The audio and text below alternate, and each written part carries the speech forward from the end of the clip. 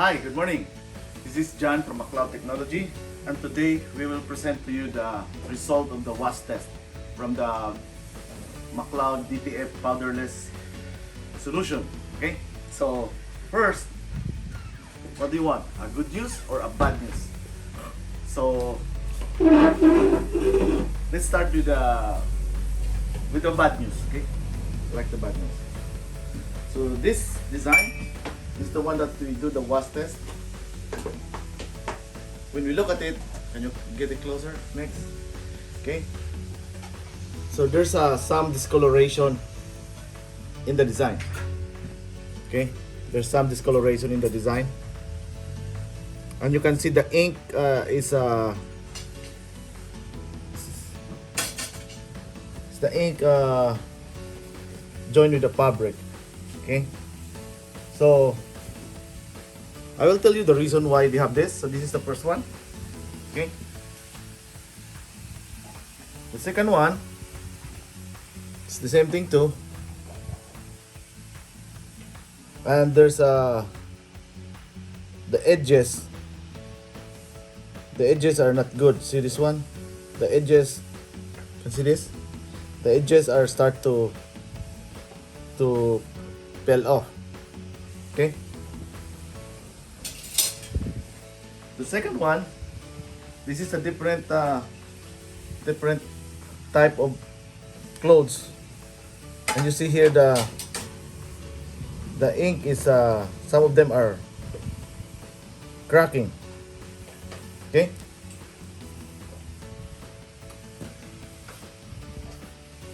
and the other one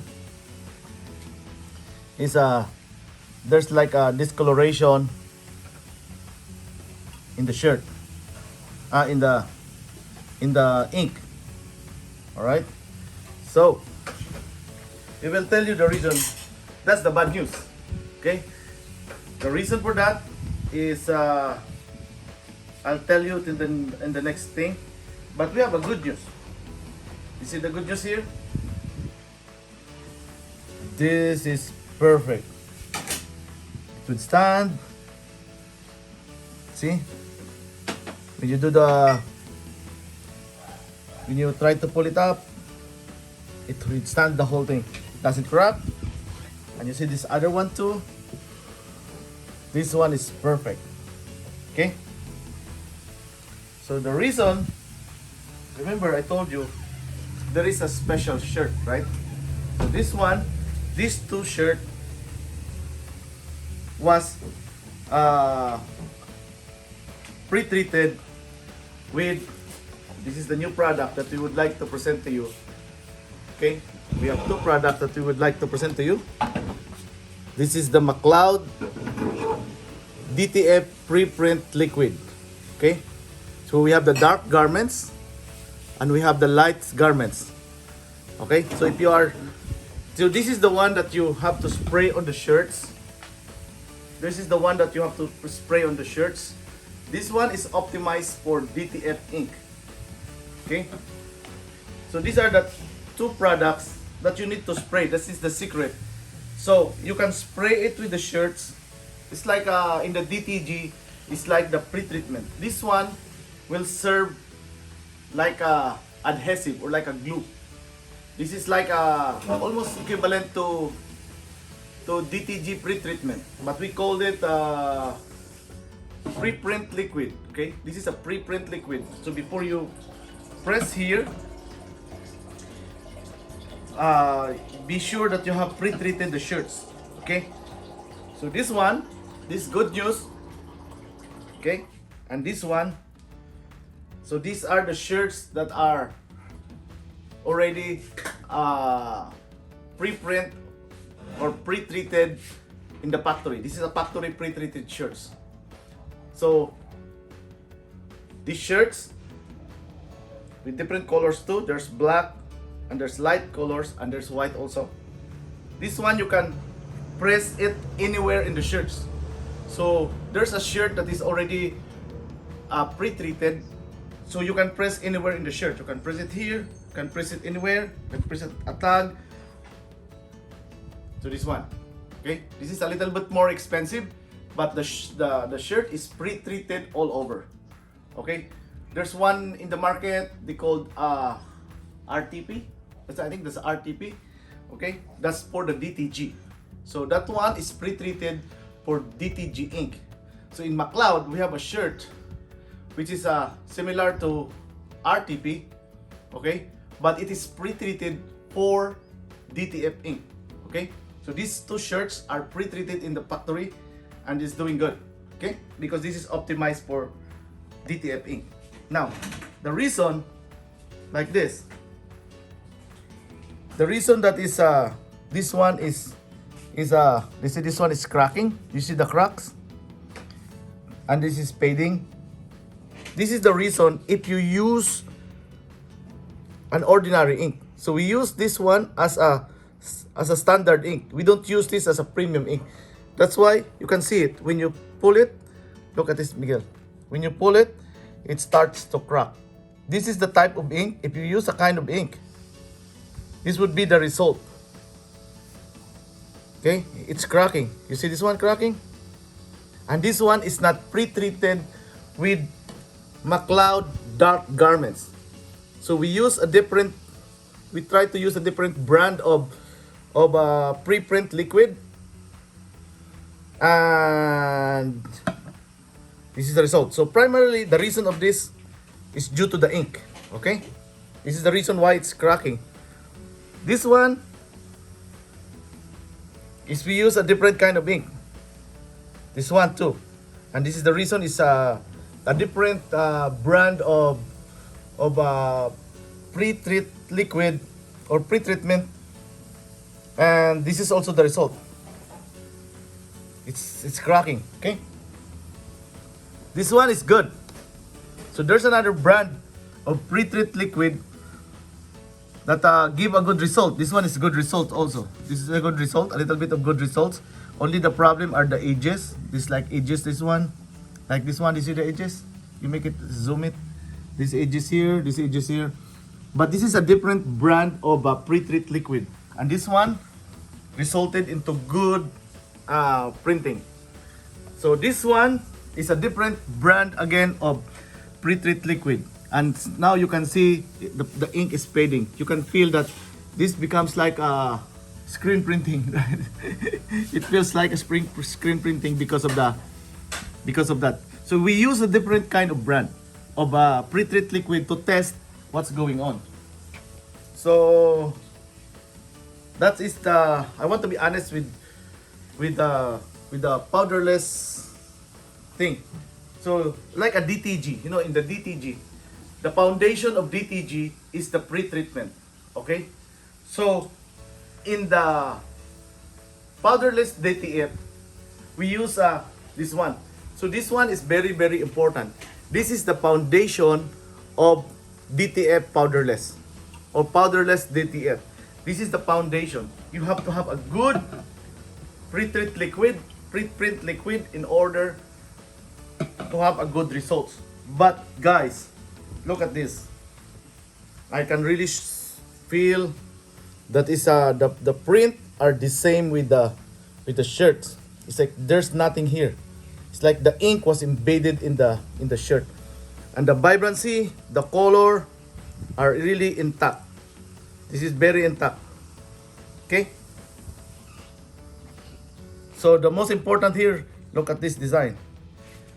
This is all intact. The color are so vibrant, and this one is so soft. Especially this cotton, these clothes, these garments are so soft. So this one just goes it. It's like there's nothing in there. So this is the advantage of powderless DTF. But guys, you have to remember two things, okay? You have to remember two things. You have to just stay there. Number one, this is a good combination. You have to use a McLaud premium ink. Okay? The reason for this is this premium ink can stretch up to 1.5 inch. Okay? You can use the plus 2, but that can stretch up to 3/4 of an inch. If you use the McLaud standard, which is the same ink with what other company is supplying there, because it's cheap. Okay, that's McLaud standard. That's the same ink that you bought from other store. That's standard ink. Okay, that one will create a cracking, but remember there's no powder that will hold it, so that's why it's the garment of the shirts. That's why it's cracking. Okay, so don't use those things. You can try it, okay, just for you to see it, so that you don't need to buy a premium ink, just to try how it works. But you can see the difference, okay, because this ink, the premium ink, that's why we have 3 premium ink. We have 3 kinds of ink. We have standard, plus, and premium. The difference is the standard can stretch 1/3 of an inch, the plus is 3/4 of an inch, and the premium is 1.5 inch. That's why it can withstand without even the powder, because the ink is stretchable. And in order for you to create a good foundation for your powderless, you need a McLaud DTF pre-treatment liquid. This one. So we have a liter and a gallon. The liter for light garments is $19.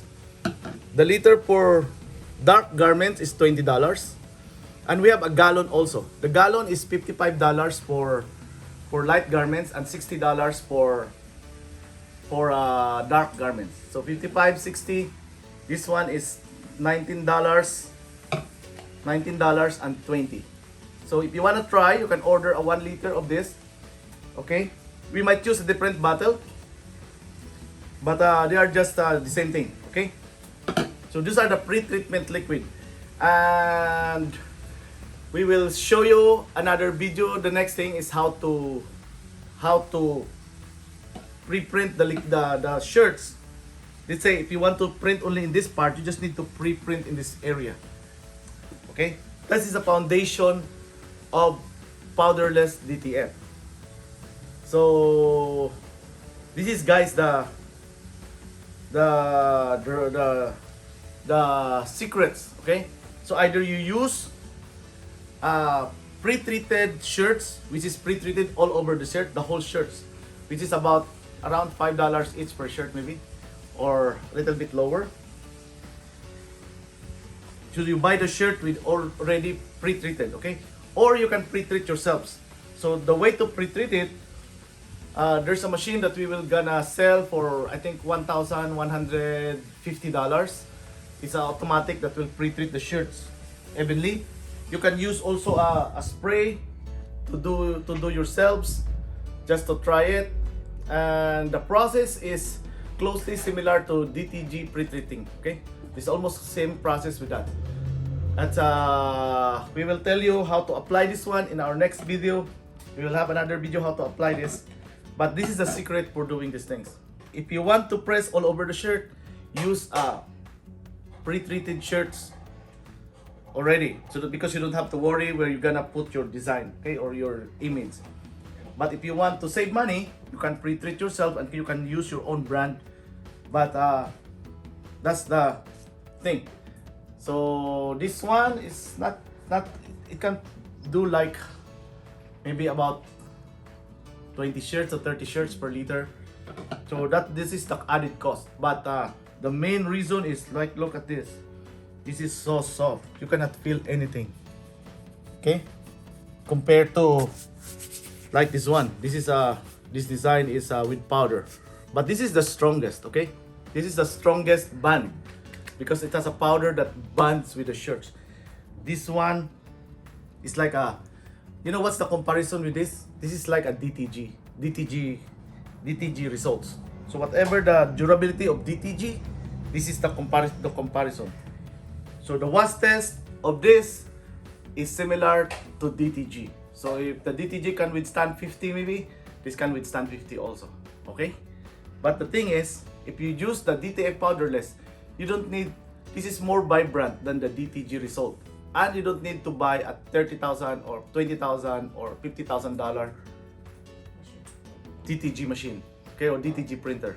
You can use your DTF printer, okay? Just get a best ink and buy a $20 pre-treatment. You can spray it manually. Premium ink. Okay, you can spray it manually and dry it manually. We will show it to you in the next video. There's also a machine that can do the pre-treatment, and that's cheap, and that's 1,150. And maybe we could give you a next promotion. When you buy the printer from McLaud, you have a free conveyor dryer, the infrared conveyor dryer, and you have a free pre-treatment machine, so that you can do powdered or powderless. So this is what you can do, guys, with the DTF. You can do a lot of things already. So don't forget, you need to buy a premium ink and a pre-print liquid. That's the foundation, that's the liquid that you have to put in your shirts. And this special shirt is already pre-treated from the factory, so that you can put everywhere in the shirts, back, front, inside, out. You know what? So that's what you can do. All right. I hope. Thank you for waiting. Thank you for having these things. And now, with the DTF, we can do a lot right now. We can do powdered. You want a durable result. You can do powderless if you want a soft result. Okay. Thank you so much. Have a nice day.